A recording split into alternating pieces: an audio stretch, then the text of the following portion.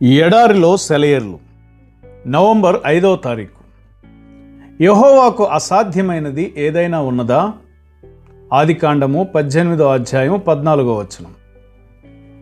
ఇది నీకు నాకు ఈరోజు దేవుని ప్రేమపూర్వకమైన సవాలు.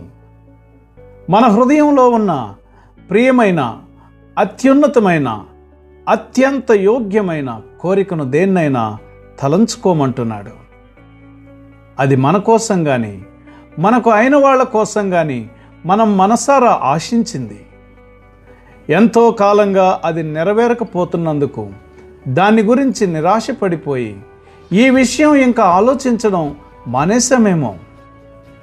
గతంలో అయితే అది జరిగి ఉండేదేమో, ఇక జరిగే ఆశ లేదనుకొని ఈ జీవితంలో ఇక దాన్ని చూడలేమనుకొని వదిలేసిన కోరికేమో అది.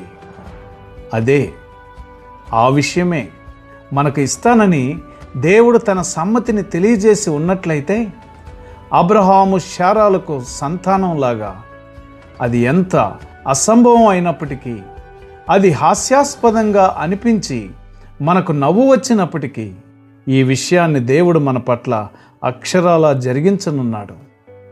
మనం ఆయన్ని జరిగించనిస్తే. దేవునికి అసాధ్యమైనది ఏదైనా ఉన్నదా? అవును.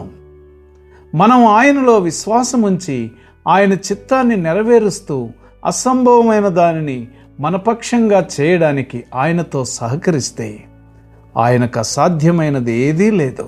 అబ్రహాము, శారా కూడా అపనమ్మకంతోనే ఉన్నట్లయితే దేవుని తలంపు వారి పట్ల నెరవేరేది కాదు.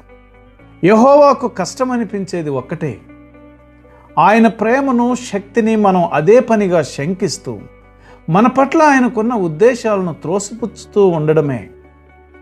తన మీద విశ్వాసం ఉన్న వాళ్ళ విషయంలో దేవునికి అసాధ్యం ఏదీ లేదు.